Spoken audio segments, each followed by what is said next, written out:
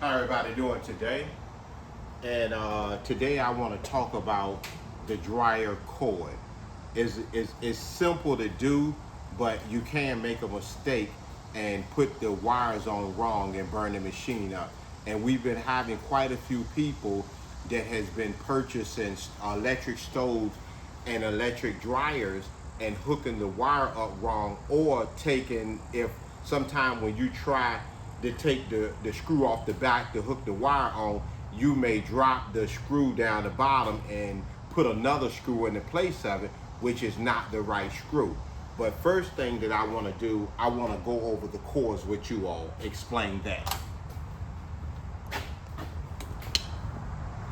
Okay, for one, this here is a stove, electric stove cord, is a 3-prong. And this right here is a electric stove 4-prong. This one here is a dryer plug, a 3-prong. And this one here is a dryer plug 4-prong.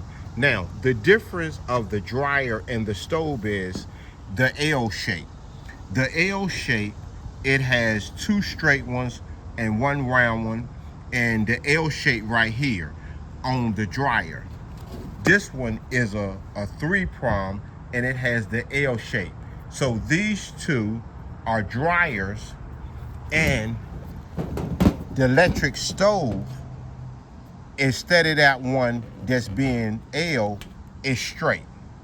It's straight on the 4-prong and it's straight on the 3-prong as well. Now, not only the difference of it, but also the thickness of it. If you look at both of them, you can see that the stove plug is much more thicker than the dryer plug. Even on the 3, is a whole lot difference of the thickness. Now, we do run into some people that when I go to their house to do a delivery, they may have somebody hooked up a dryer socket inside the kitchen, and it works. And then vice versa, they may have the stove socket connected where the dryer go at, and it works, but it jeopardizes the longevity on the machine. Okay, so on the appliance, so let me explain why.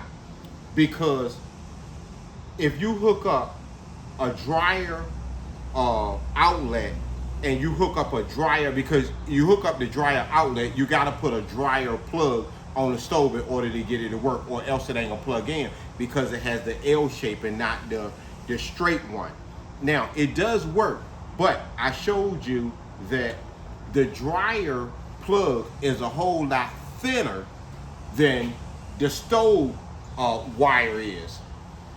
And the reason why they do it that way is because the stove takes more heat, and it takes it got more electricity running through it than the dryer do. So the thinner that the cord is, the hotter it's gonna get. And chances are, over time, it can catch fire. Now, let's go over to the dryer.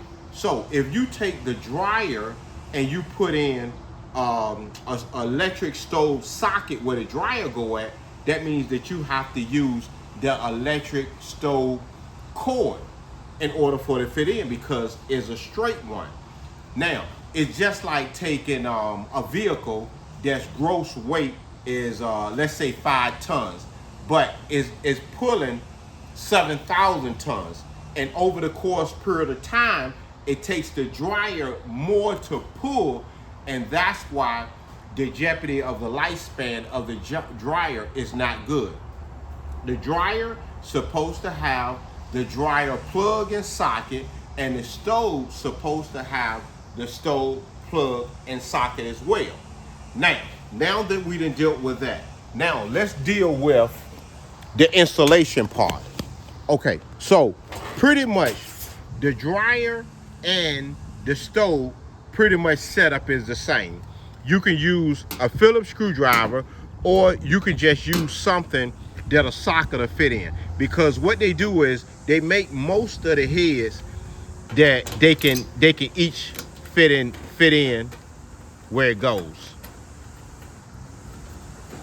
Here, let's take this. Oh, okay. So now that we're at the back, we see 3 places right here, and this right here is a ground. If you look over here, you can read right there where it says ground. Every machine, whether it's a stove or whether it's a dryer, has a ground wire. Okay, so when we hooking up the 3-prong, the middle one wire has to go in the middle. It doesn't make a difference whether I hook it up this way and the 2 ends go on the side, or I twist it around and it go this way. It doesn't matter. As long as that middle wire goes to the middle, it's good to go. Now, I was hooking it up one time and I made a mistake, and I took the wire and I accidentally hooked up this wire in the middle and this wire to the end, and ran the machine, and it smoked, and then all of a sudden it blew the machine out. So sometimes it's easy to cross the wire. So what I do now, whenever I thread the wire in, I completely separate it to make sure that I got the middle one to the right one, and I go to the middle first, and then I hook the rest of them up. Now, when it comes to the 4, it's quite different. You have a color code, and you have to go off the color code when you're doing it. So you have the red, which is hot, the black, which is hot, and the white and the green, which is a ground. Some people put these 2 together in the middle, which you can do, but most of the time the green's supposed to go over here, which is a ground, and the white's supposed to go here, which is also a ground. Now, you have to go off the colors on this. You can't do it like you do the 3, because if you do, you'll mess it up. So the red has to go on the red, and the black has to go on the black. Now, sometimes, like looking at it from here, you can't see where it go at, but you have to bend down and you have to see where the red at, white at, and the black at. If you bend down, you have to see that. So the red goes on the red, the black go on the black, the white go on the white, and the green goes right over here on the ground. If it's not long enough, because most of the time, you look at some wires, the green wire is longer than the all the rest of the wire to be able to stretch over here. But if it doesn't stretch over here, it doesn't matter, because this is the ground right here. So you have to make sure that each color goes on each color. The red goes right here because we look and we seen the red wire is up there. The white goes here because we see the white right there, and the black goes here because we see the black go there. But if the green wire does not stretch over here, you put it over here. Now, sometime, like I said, the screw may fall down here, taking it out. And if the screw do, you have to get another screw that's compatible with this. A regular screw will burn it out.